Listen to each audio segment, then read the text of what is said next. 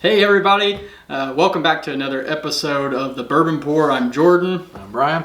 And today, we got a cool little treat here. Brian's a Colonel Taylor fan, and we're going to do a little tasting of a few expressions of Colonel Taylor. And Brian, what do you notice about the glasses in front of us and the bottles in front of us? What do I notice? One's empty. One is empty. Well, as you may have already caught on, I don't know, our mantra here at the Bourbon Pour is that we, when we're with our friends and family, we share our whiskey. And I have a really cool bottle, a really cool surprise that I wanted to crack with you, Brian, because you are probably my best bourbon buddy. Yeah, cool. And check this one out. Oh, wow. Yeah. Did you just get this? Just got it. Oh, so, sweet. For all of you here, if you're wondering what this is actually the Colonel Taylor, E.H. Taylor barrel proof. This is batch 12, so this was released last fall. Hard bottle to get. I've never had it. I've never tried it. Yeah, and I've had a pour of it one time, and when I had that pour, I was like, I have to make sure I find it. Historically, I'm not actually as big of a fan of the E.H. Taylor small batch. I like it if I've had another pour before it, I think. It can. Some say it comes over a little abrasive sometimes, but... So we're going to first crack this bottle. I haven't even taken the little plastic off of this. Brian, if you want to share with people again while I'm doing this, kind of your thoughts on Colonel Taylor. Well, in the previous video, I don't know the order how they're going to come out, but I did express that the E.H. Taylor's was one of my first bottles that I got that was allocated. It's just so solid for a bottled in bond. That seems to be my jam. That's right where I like to 100 to 110 in that proof point. It's just hard to beat, and the bottle in bond just seems to be my go-to. So it's good just standard. Yeah, they're good, and then they're hard to find, but they're also obtainable.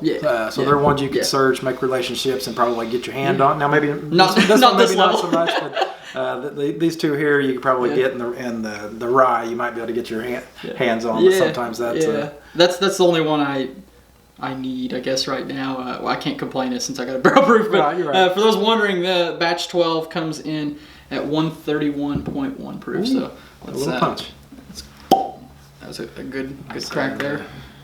So those are both bottled and bond. Or that's bottled and bond. Yeah, this small is batch is 90. Yeah. No, they're both bottled and bond. Yeah, both of those are. This, of course, isn't because it's barrel proof. I'll let you have the first pour out of that, my friend.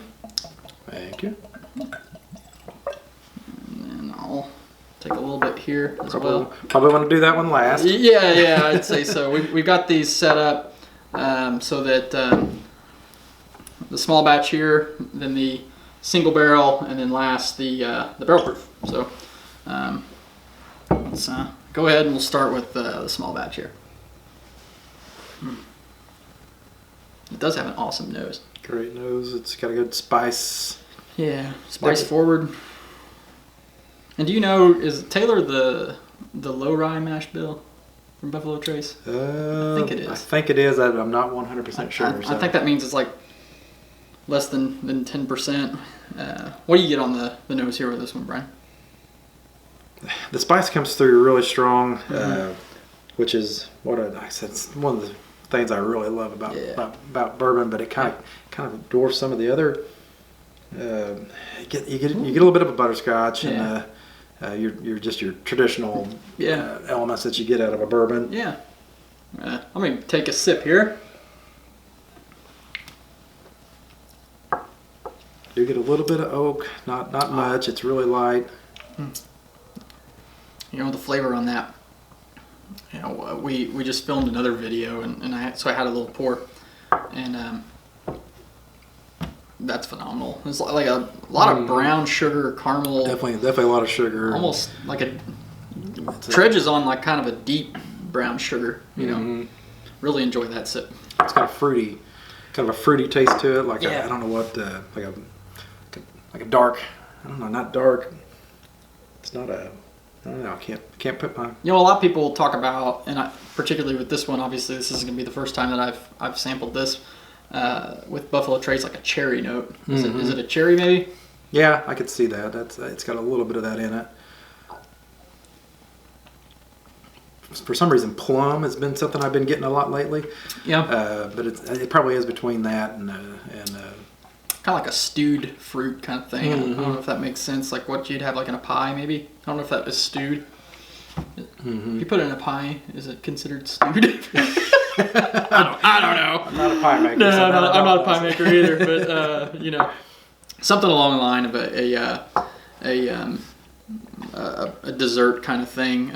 Definitely a good fruit note to that. So moving on here to the single barrel. This was another bottle that I was super excited to get. As you can tell, I've had this bottle for close to a year, so I have not very many sips. I've not hit it too much. I've shared it out of this. I've shared it more than I've actually sipped. So I get a butterscotch vanilla. I about went in for a sip instead of smelling it. I guess because this is one of my favorites. Actually, it doesn't look like it, but this is one of my favorites. I do see where this could be a little bit harsher because the smell on the nose was really strong. This is a little bit mellowed. Yeah, this is definitely mellowed down. And I get a little bit of that cherry out of this one. Yeah. Almost like a not really like an oak kind of smell, but like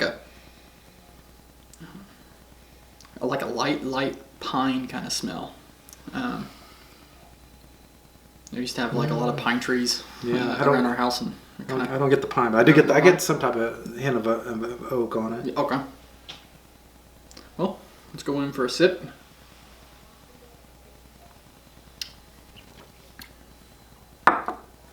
Oh man, that one all day.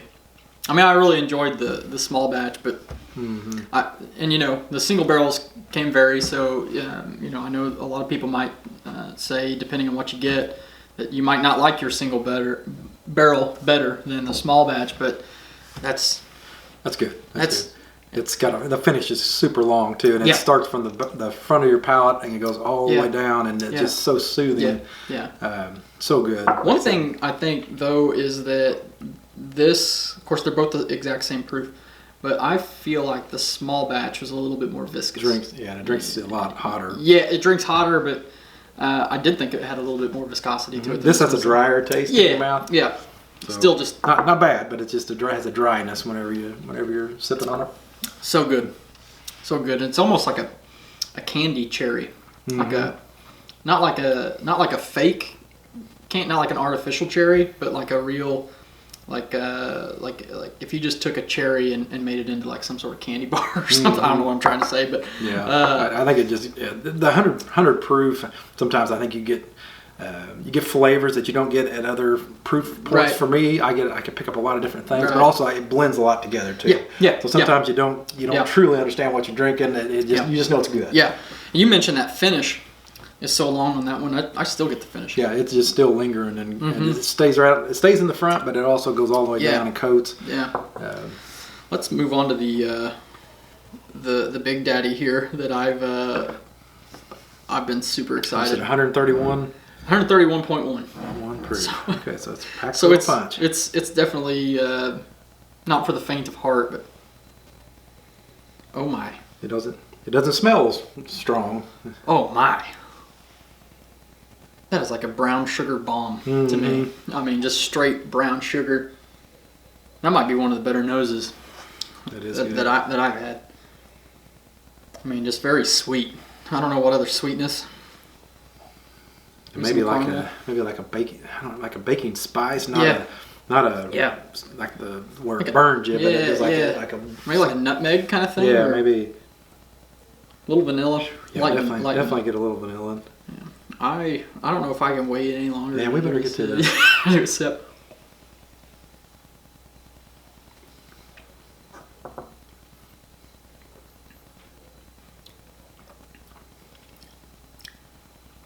That's a similar mouthfeel of the single barrel.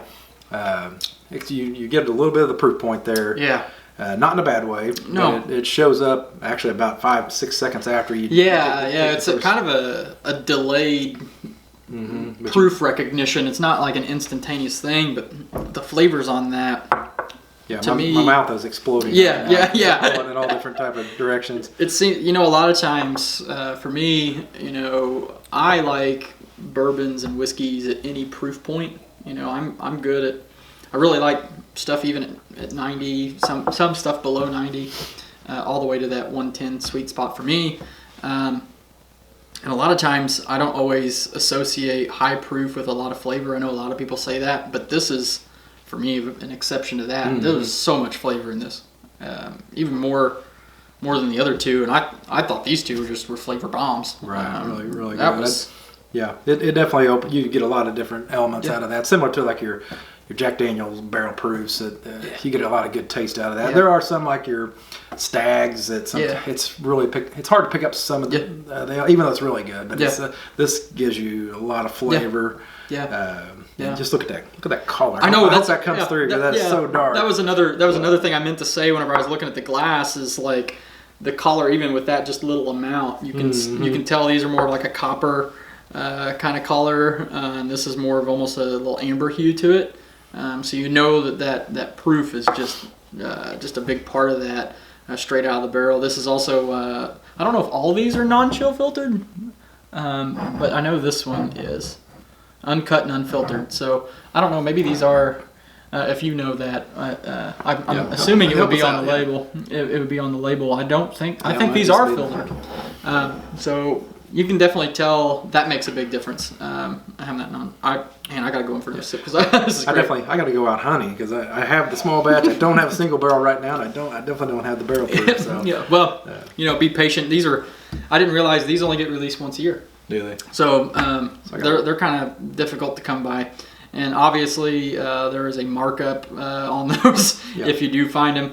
I luckily did not experience that. So we've got a great local shop that treats their customers right. And so now, Brian, let's talk about ranking them. What would you rank yours best to last?